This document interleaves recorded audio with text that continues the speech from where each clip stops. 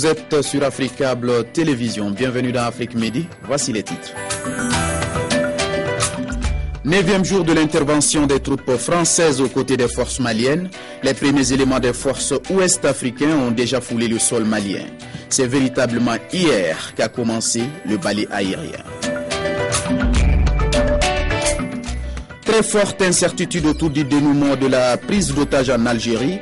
Le bilan de l'opération reste aussi incertain. Selon les autorités algériennes, une centaine d'otages ont été libérés et sans nouvelles d'une trentaine d'autres. Merci de nous accueillir chez vous. C'est sur la Côte d'Ivoire que nous ouvrons ce journal avec le sommet extraordinaire des chefs d'État de la CEDEAO qui s'ouvre aujourd'hui à Abidjan, avec en toile de fond la crise malienne.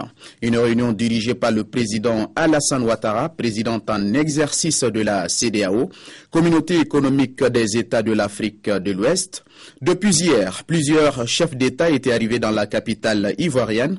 Les présidents Sierra Leone Baïkourouma, le Tchadien Idriss Déby, le Ghanéen John Dramani Mahama, le président malien John Kounda Traoré, Blaise Compaoré du Burkina Faso, Goodluck Jonathan du Nigeria, Macky Sall du Sénégal et celui de la Guinée-Bissau. Sont arrivés aujourd'hui les présidents du Niger, de la Guinée-Conakry et du Libéria. Participeront également à ce sommet extraordinaire Laurent Fabius, ministre français des Affaires étrangères, le représentant de l'Union africaine pour le Mali et le Sahel, ainsi que l'ancien président burundais Pierre Buyoya, qui soutient que l'Union africaine est aux côtés de la CEDEAO et de la France dans la lutte contre le terrorisme au Mali. Je vous propose à présent de l'écouter. La situation a fortement évolué. Je crois que ce qui caractérise la situation au niveau général, c'est qu'aujourd'hui, la priorité est donnée aux opérations militaires, en particulier qui étaient en particulier déclenchées par l'intervention française. Et aujourd'hui, la même intervention est en train d'être secourue par les troupes africaines. Il y a 2 jours, à Addis Abeba, nous avions une concertation entre la Commission de l'Union africaine et la Commission de la CEDEAO.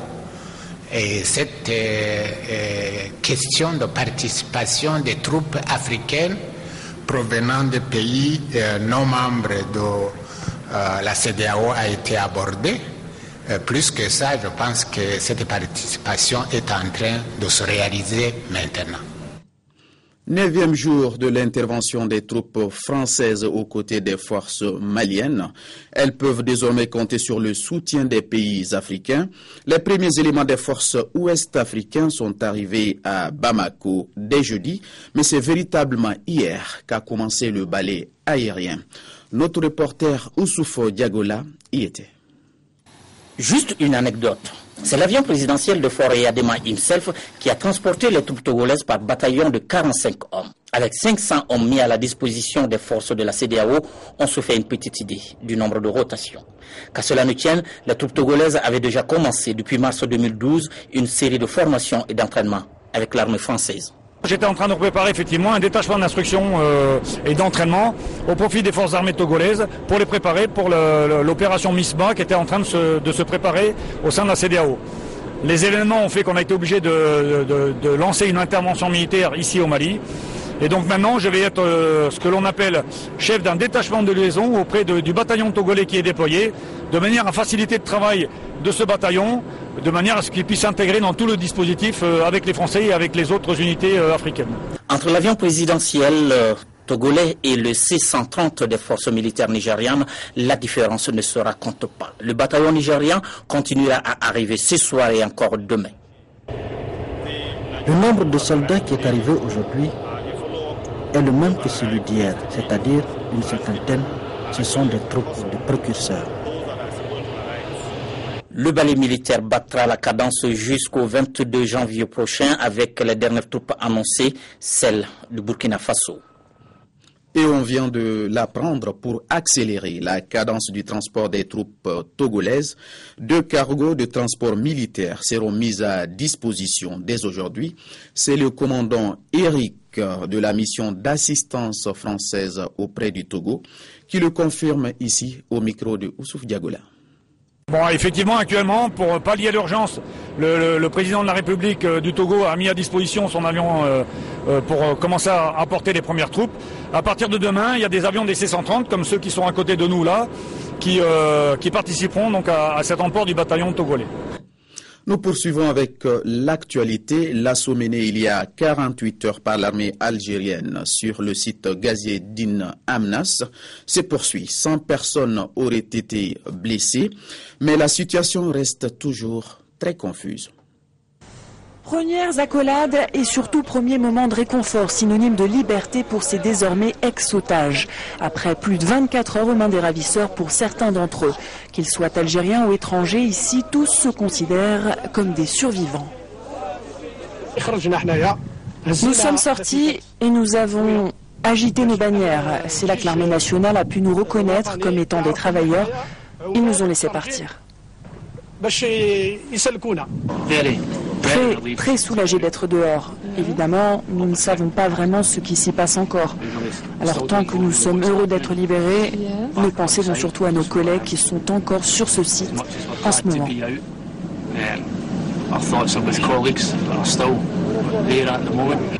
À 1500 km plus au nord, à Alger-la-Blanche, les habitants de la capitale suivent heure par heure l'évolution de la situation. L'assaut a été donné il y a plus de 24 heures et se poursuit toujours dans le sud.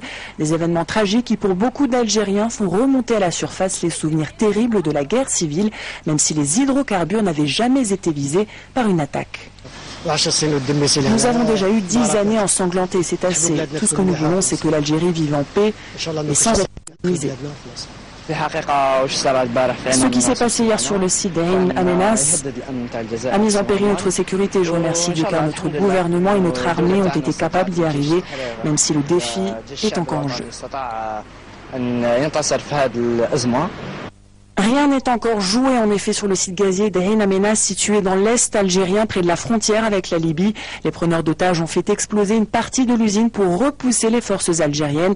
Quant au nombre de victimes, aucune confirmation officielle. L'incertitude et la méfiance restent de mise d'ici à l'épilogue de la prise d'otages. Algérie toujours en prenant d'assaut le site d'In Amnas, les djihadistes ont montré leur détermination à frapper partout et n'importe quel centre stratégique. Le complexe gazier n'a pas été choisi au hasard, il pèse lourd dans l'économie algérienne. Des installations stoppées par le gouvernement pour limiter les risques d'explosion. Un gazoduc fermé. Le site d'In Amenas ne fonctionne plus depuis plus de 2 jours. En temps normal, il représente 18% des exportations de gaz algérien, plus de 3 milliards d'euros de recettes par an. Un site stratégique que les terroristes n'ont pas visé par hasard et que l'Algérie veut donc défendre à tout prix. S'attaquer à In Amenas, ça veut dire s'attaquer au gaz et donc au joyau de la couronne de l'Algérie et donc à l'État algérien et à Sonatrach qui est sa société d'État. Donc évidemment il y a un défi qui est lancé à l'État et il a voulu le relever en frappant très fort. Protéger les gisements d'hydrocarbures, c'est en effet vital pour l'État algérien. Le pétrole et le gaz représentent 45% du PIB du pays et plus des 2/3 de son budget. Les richesses naturelles sont ici abondantes, le sous-sol du Sahara en regorge. En bleu sur cette carte, les réserves de gaz. L'Algérie en est le 9e producteur mondial. Elle arrive au 18e rang pour le pétrole.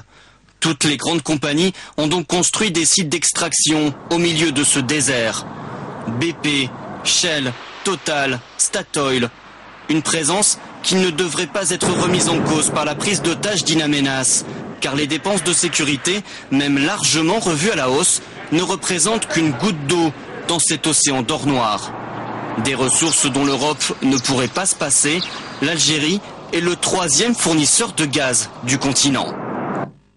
L'actualité sur un tout autre plan, Yaoundé, la capitale camerounaise, renoue avec les délestages en énergie électrique. Depuis quelques jours, des plaintes s'élèvent en provenance des ménages qui renouent avec les lampes tempêtes. Tous les secteurs sont touchés et la pénombre favorise l'insécurité. Des lampes tempêtes pour une lumière au rabais à Yaoundé. La fillette aux dents de lait vivra en Cameroun d'émergence économique dans moins de 35 ans avec le souvenir d'un éclairage de campagne dans le ménage de sa grand-mère. Mémé retourne à ses lanternes villageoises à cause des coupures intempestives d'énergie électrique. Or, qui dit obscurité, dit insécurité. On est dépassé. Il y a les agressions au quartier parce qu'il y a coupure. Ma petite fille, par exemple, elle n'aime pas l'obscurité. Dès qu'il y a coupure, elle se met à crier. Je suis obligé de recourir à l'ancien sonnette. Les citoyens du secteur informel hurlent leur détresse. Des clients les qualifient de mauvais livreurs. Ils les font séjourner dans des cellules de police. Pourtant, les menuisiers sont victimes d'une fourniture mal mesurée en termes de courant électrique. En effet, le fonctionnement de la moindre mécanique ici s'obtient à plusieurs kilowatts. On ponce le bois, on rabote le bois partout.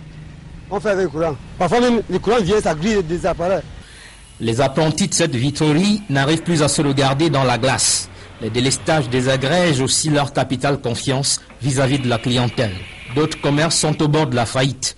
Aucune chevelure à sécher sous les casques. L'énergie électrique fonctionne comme la mort. Nul ne sait ni le jour ni l'heure de l'irréparable.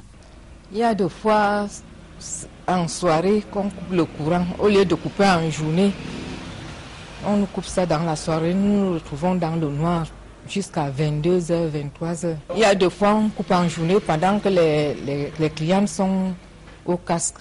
Le Cameroun est comme sous une tension électrique vissée à un interrupteur va-et-vient. Il suffit de faire pression sur un bouton pour assombrir les ménages et attrister les cas.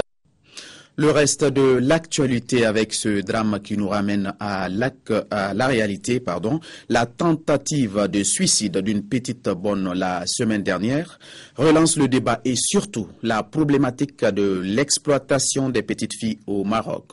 Elle serait plus de 60 000 de moins de 15 ans à travailler en tant que petites. Une campagne pour retirer ces petites bonnes du travail a été lancée. Le travail des petites bonnes, un fléau dénoncé par les associations, mais aussi par la rue. En 2011, une enquête du Haut Commissariat au Plan avait évalué à 123 000 le nombre d'enfants de moins de 15 ans travaillant dans les villes, dont près de 60 000 petites bonnes. Le travail des petites bonnes s'est propagé dans les grandes villes, surtout Rabat et Casablanca. Les familles démunies placent leurs filles dans des familles pour les faire travailler. Faire travailler les petites bonnes est une infraction parce que ça réduit les droits dont bénéficient les enfants. Un collectif d'associations dont l'INSAF lançait ce matin une nouvelle campagne pour l'éradication de l'exploitation des filles mineures dans les travaux domestiques. L'intérêt de notre action, c'est que dans le projet de loi qui a été validé par l'ancien gouvernement dans ces derniers jours et qui concerne le complément du code de la route, du code du travail, pour ce qui concerne les travailleurs domestiques, nous avons réussi à faire inclure 3 articles qui pénalisent et qui prévoient des amendes et des peines d'emprisonnement pour les employeurs qui emploieraient des filles de moins de 15 ans. Ce que réclame la société civile, c'est l'application de la Convention internationale relative aux droits de l'enfant signée par le Maroc en juin 1990. Du sport avant de refermer cette édition, la 29e Coupe d'Afrique des Nations s'ouvre donc cet après-midi en Afrique du Sud. Ces équipes africaines y prennent part. Quelles sont leurs chances de remporter le trophée détenu par les Chipolopolo de la Zambie? Aminata Mariko a tenté d'y voir un peu plus clair. Voici son analyse. Cette compétition d'envergure verra la participation des chevronnés de la CAN et des novices comme le Cap-Vert qui signe sa première participation, les Minas du Niger au relais d'une brillante qualification pour la 2e fois. À domicile, au sein d'un groupe abordable, l'Afrique du Sud, amenée par la révélation 2010 Sifiwi Shabalala, est attendue au tournoi face aux requins bleus du Cap-Vert. Ces derniers présentés comme les petits poussets de la compétition n'ont pas froid aux yeux. Après une qualification héroïque face au Cameroun de Samuel Eto'o, les Cap-Verdiens disputeront le premier match de leur histoire en Coupe d'Afrique des Nations dans l'immense Soccer City de Johannesburg. Quant au Lion de l'Atlas, 2012 est assurément une année à oublier pour les Marocains sous la houlette du charismatique Éric Géré. Avec un collectif bien huilé et une régularité à toute épreuve, l'objectif avoué de l'Angola pourra compter sur son goléador Manoucho Goncalves. Outre la Zambie champion en titre, les éléphants de la Côte d'Ivoire partent favoris à ce tournoi. Didier Drogba et ses camarades qui ont déjà mis le cap sur Rustenburg, à quelques 180 km de Johannesburg, entameront la conquête du sacre continental face aux éperviers du Togo. Le sélectionneur franco-tunisien des éléphants a tout son monde en bonne santé et poursuit sa préparation en attendant d'entrer en lice le mardi prochain. La Côte d'Ivoire qui disputera sa 20e CAN est logée dans le groupe D aux côtés de la Tunisie, de l'Algérie et du Togo. En attendant l'entrée en compétition des pachydermes, les Bafana absents au dernier tournoi ouvrent le bal demain samedi à Soccer City face aux requins bleus du Cap-Vert. Quant à la RDC, les étalons du Burkina ainsi que les aigles maliens tenteront d'exploiter au maximum chacun sa chance pour faire honneur à leur statut. Les lions indomptables du Cameroun, les lions de la Teranga du Sénégal ainsi que l'Égypte, première nation africaine comptabilisant le plus de victoires lors de la CAN, 7 victoires au total, seront les grands absents cette année. Merci Aminata Mariko pour cette analyse. Il convient aussi de rappeler que la rencontre de cet après-midi aura lieu au stade national, le Soccer City de Johannesburg. Et la rencontre va opposer le pays hôte, l'Afrique du Sud, au Cap-Vert. Un match qui se joue d'ailleurs à guichet fermé. Ce journal est terminé. Merci à vous de l'avoir suivi. Restez avec nous, les programmes continuent.